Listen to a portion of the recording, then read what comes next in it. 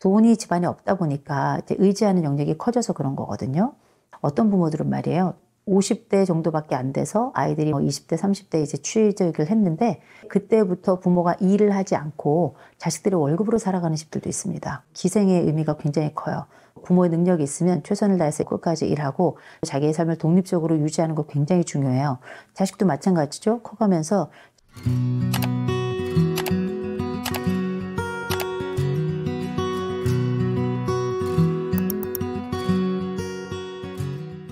다들 TV를 너무 많이 봐가지고요. 또 상담 프로를 너무 많이 봤어. 금쪽 같은 내 새끼, 이혼 숙녀 캠프, 결혼 지옥 이런 프로그램들 너무 많이 봐가지고 부모들이 얘네들이 이렇게 지금 이렇게 된 거는 다 우리가 어렸을 때 얘를 잘못 키워서 그렇구나 이렇게 생각을 하시더라고요.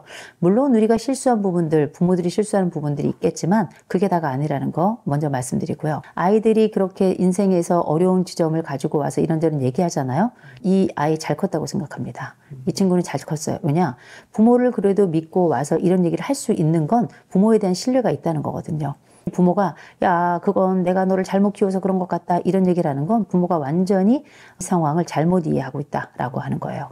공감받으러 온 거지 해결받으러 온 게 아니에요. 나이 든 부모가 이 사회생활에 대해서 무슨 해결을 줄 수 있겠습니까? 다만 아유 그랬냐 힘들었냐 아유 와서 일단 밥 한 모금 먹고 얘기 시작하자 그냥 온도가 필요해서 온 거거든요. 근데 이제 가끔은 내가 널 잘못 키워서 그렇다 이렇게 말씀하시는 분들이 계시잖아요. 그건 제일 먼저 TV를 너무 많이 봐서 그렇다는 거. 두 번째 너무 많이 봤는데 잘못 배워서 그렇다는 거. 그리고 세 번째 말씀드릴 건 자녀를 그렇게 키운 것에 대해서 미안하다 잘못됐다라고 그만 얘기했으면 좋겠어요. 하도 전문가들이 부모가 자녀한테 가가지고 미안하다 이런 얘기를 해야 된다 사과해야 된다 이런 얘기 하는데 한 번쯤 내가 잘못한 부분이 있으면 또 미안했던 부분이 있으면 사과 한 번 하면 되는데 두고 이 잘못에 대해서 값을 치르도록 하는 자녀들이 꽤 많습니다. 우리가 살아가면서 아이들과 함께 살 동안에 어린아이들에게도 자꾸 무릎 꿇고 빌라고 얘기하는 사람들이 있는데 발을 밟았으면 잘못했다고 미안하다고 사과해야 되겠죠.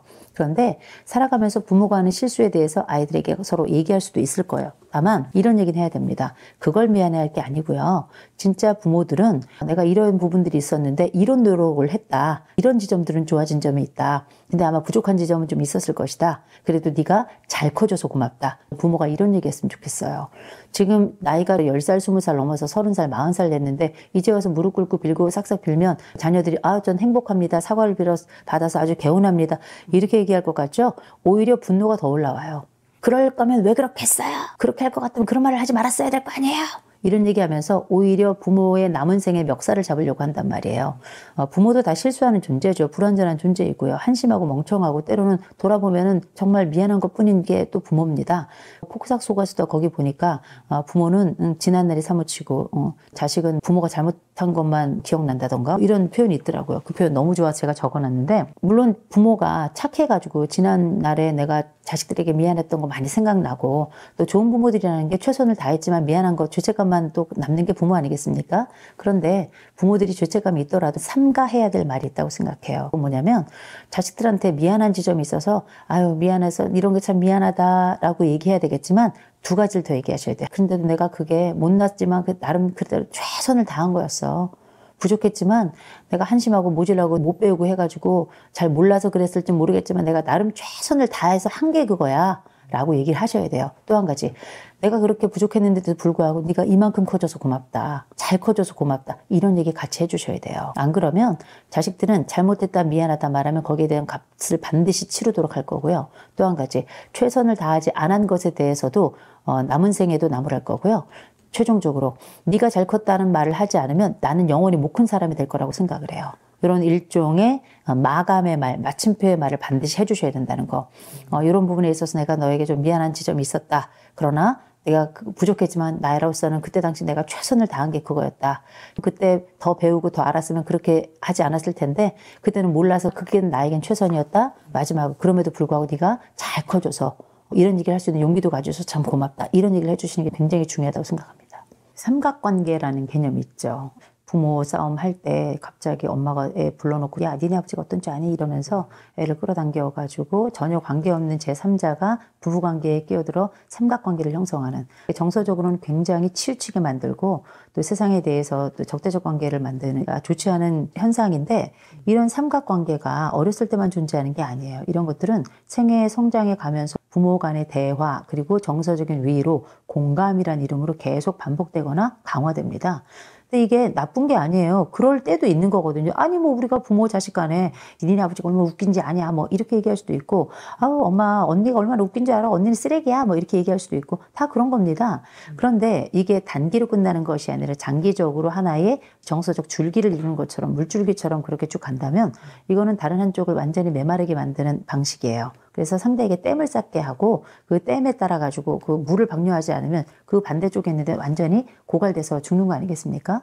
삼각관계라고 하는 게 가족관계에 있어서는 좋지는 않아요. 이런 관계가 쭉 성장을 해가면서 우리가 좋은 말로는 이제 서로 간에 공감을 잘하는 관계, 대화가 잘 되는 관계일지 모르겠지만, 이런 정서적 의존은 단기에 끝나지 않아요. 장기적으로 이어지고, 더군다나 내가 나이를 먹어서 내 부모는 늙어가요.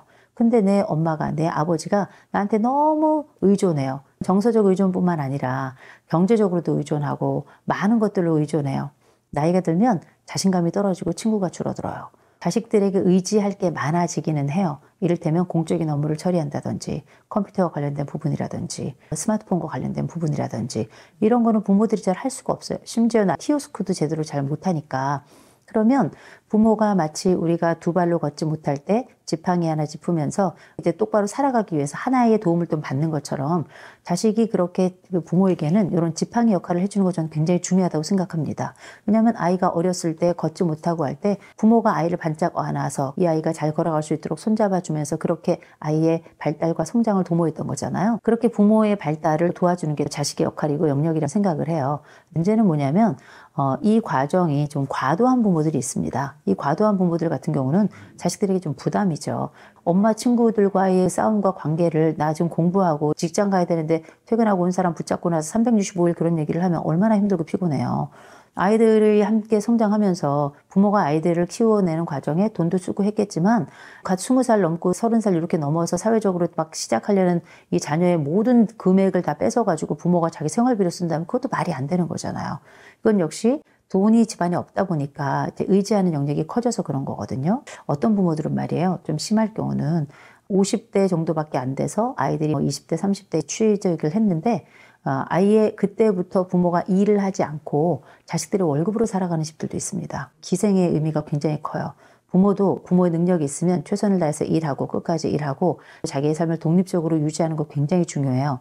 자식도 마찬가지죠. 커가면서 자기의 일상생활과 자기의 경제적 영역을 딱 안정적으로 확대해 가면서 자기의 삶을 구가하는 거 되게 중요한데, 부모가 이렇게 일방적으로 모든 경제생활을 딱 포기한 채로 부모가 이렇게 자식에게 들러붙어 가지고 이 자식의 돈을 나누어 쓰는 경우, 이런 경우는 좀 심각한 경우라고 생각을 하거든요. 근데 이런 집들이 경제적으로만 의존하겠습니까? 정서적으로도 의존해요.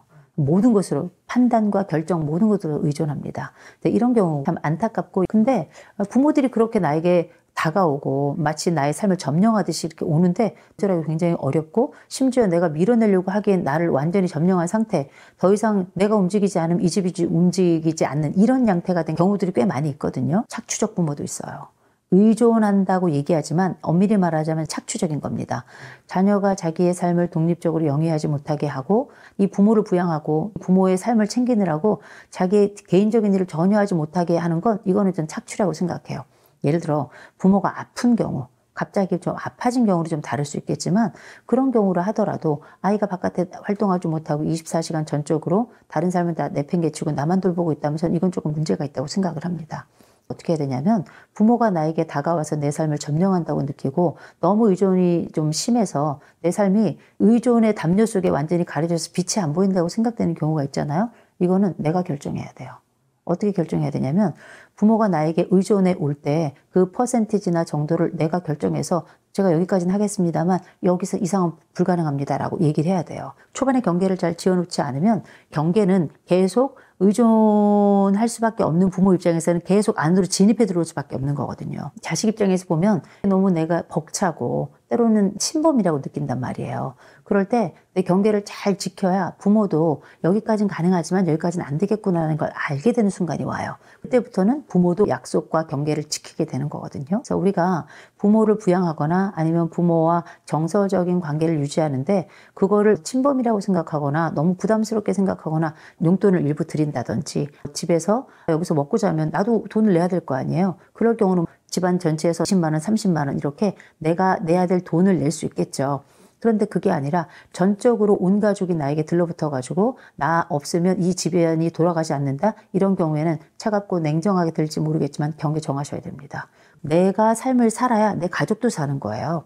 나 없는 가족은 존재하지 않는 겁니다. 가족에게 함몰될 경우 나는 내 경계를 통해서 나라고 하는 시공간을 만들어내는 거, 이게 굉장히 중요하고 이건 일종의 저항하듯이 해야 된다고 생각을 합니다. 근데 이거를 멀쩡히 건강하고 별일 없고 그냥 가족의 일부로서 역할을 해야 되는 건데 이것 자체에 대해서 거절하면서 아니야 난 내 인생을 살 거야 하면서 가족의 일원으로서 아무것도 역할도 하지 않는다? 이건 역시 웃긴 일이죠. 능력이 없는 부모님께 그래도 용돈 혹은 생활비의 일부를 드리는 거, 이거는 꼭 해야 되는 일이라고 생각을 해요. 근데 뭐 전체를 다 내놔야 돼? 아니면 내 모든 월급이나 이런 것들을 부모가 다 관리하면서 부모가 나의 용돈을 일부만 주면서 심지어 나는 내 돈이 어떻게 쓰이는지도 몰라? 이거는 침범이에요. 이거는 함몰의 관계라고 볼 수 있습니다. 함몰의 관계인지 아니면 이런 침범의 과정에서 내 역할 또 내 영역이 충분히 잘 확보되고 있는지 알아채고 이걸 지켜내는 것도 굉장히 중요할 것 같아요. 건강하지 않은 가족 안에서는 그렇습니다.